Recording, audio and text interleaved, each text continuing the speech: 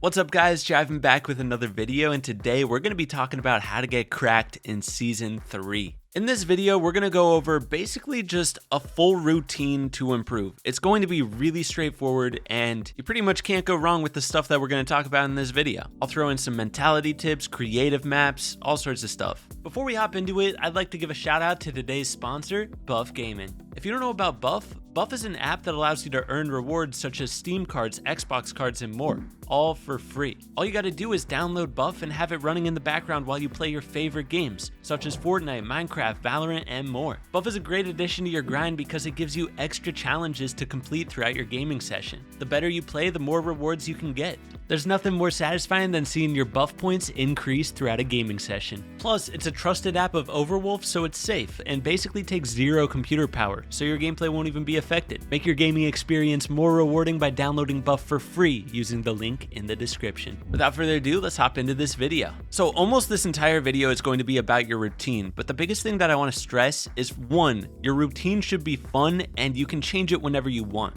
Recently, I've been having a lot more fun on Fortnite and getting better faster, and it's because of the stuff I'm going to talk about in this video. But if you ever feel like you're just not having fun anymore, you either need to take a break or switch up what you're practicing. We're going to start out by talking about your warm-up. The warm-up is one of the most important parts of the day. You should be practicing stuff that you need to improve in your warm-up. So basically what I recommend is pick out 1 to 3 of your weakest mechanical points and practice that for your warm-up. So some examples of this could be building, editing, high ground retakes, piece control, movement. It can be any mechanical thing. I would just recommend practicing each of those for 10 to 15 minutes. You don't need to warm up for long. Like, you could literally pick out one thing that you're really struggling with, practice that for 10 minutes, and boom, call it good. It's 100% up to you how you approach your warm up, but I'm telling you, if you practice your weak points in your warm up, you'll see the fastest improvements.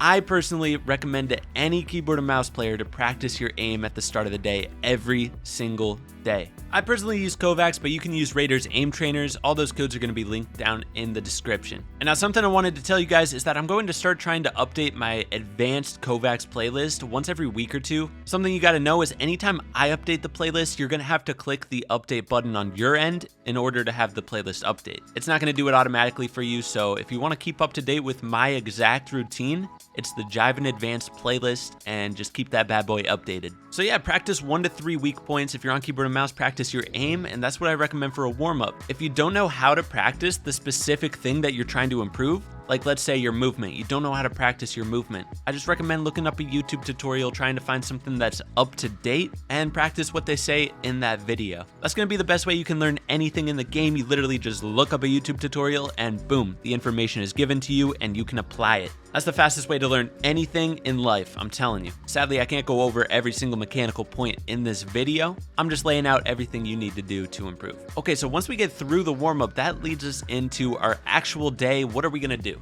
I'm not going to tell you exactly what to do, but I'm going to lay out the options for you. That way you can hop around the different stuff in this video from day to day and just pick and choose what you want to improve. The first thing is you could play solo Zone Wars. And I know what you're thinking, oh, it's Zone Wars, it's not that good of practice, but recently there have been insane solo Zone Wars maps that have been dropped. My favorite ones are all going to be linked down in the description. First off, we got 32 player Zone Wars. That's been one of my favorites for the past couple seasons, but we have new ones by Lukky, OG Lukky on Twitch. His new solo endgame map is literally the best Zone Wars map I have played. It basically spawns you into the first moving zone with 40 other players, and it feels exactly like a normal endgame. It has all the updated loot and everything. So by hopping into this map, you can practice your lair switching, your endgame fighting, your high ground takes, your new meta practice, solo cash cup mindset training, like so many things, all in a creative Zone Wars map. And it's so fun, it's so fast paced, I definitely recommend. The biggest thing you gotta know about going into Zone Wars is if you use matchmaking to get into these maps, you might not be fighting the best players. There may be a few good players sprinkled in there, but that's going to be good practice against open lobbies. Like if you're in the first game of a solo cash cup,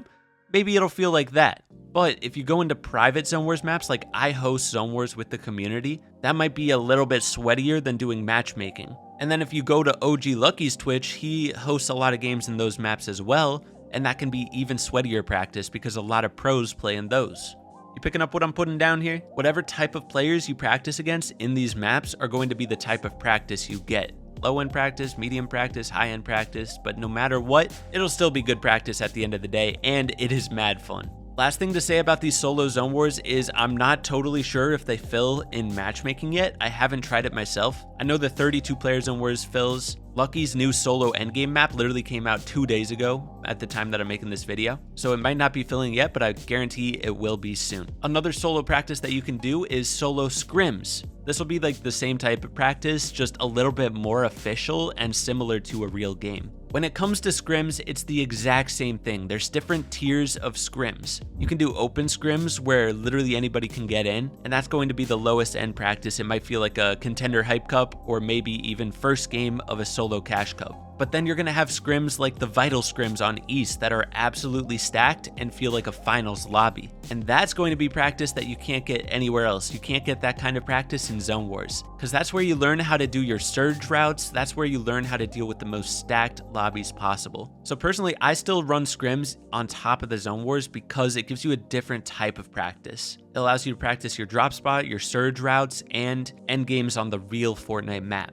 The next practice is solo arena. Obviously, this is just going to be solo fighting practice. You're not going to be playing arena to get end games. Literally, I can't remember the last time I had a moving zone in arena. But solo arena is definitely good fighting practice. It teaches you how to deal with third parties. It teaches you the unpredictability of the game. It's definitely worth playing. I've been playing a lot, especially in the new season when all the sweats are out. And then the last solo practice would be running 1v1s. All the things I mentioned in this video are stuff that I cycle into my own practice routine. I try to switch through all of these because that's how you get well-rounded practice. And once again, with 1v1s, if you use 1v1 matchmaking, you're probably not going to find as good of players as if you select the players that you're fighting against. So I usually try to find like some really cracked players in my community or 1v1 some of my friends that I know are going to give me a challenge. And that's how I get the most out of my 1v1s. Copy that?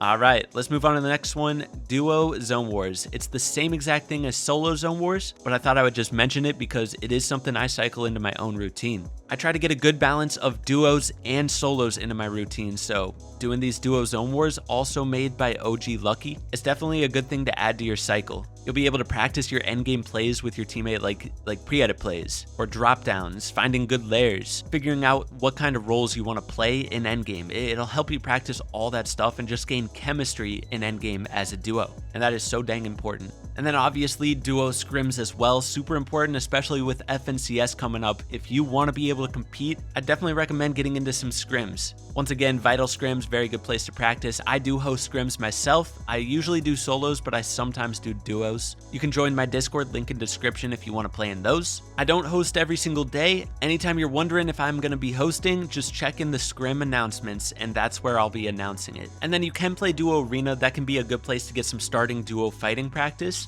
But similar to solos, doing 1v1s is probably the best fighting practice you can get because you can choose the type of player you're going to be fighting against. The same applies for duos. Doing 2v2 realistics, 2v2 zone wars against people that you know are very good at the game, that's going to be the most high-end practice you can get fighting-wise. That's pretty much all the stuff that I do to grind and practice throughout the day, except I also do studying of the game. I'll study my drop spot, trying to figure out, where to rotate to get the best surge, where to rotate to get metal, where other people could land around me, how to avoid them, how to fight them, how to get high ground advantage on them easily every single time, and then a lot of VOD reviewing of end games. After every single tourney, I try to watch my games back because 1, I find it entertaining, and 2, I learn a lot from doing it. I also try to watch pro gameplay fairly consistently so that I can learn from the pros.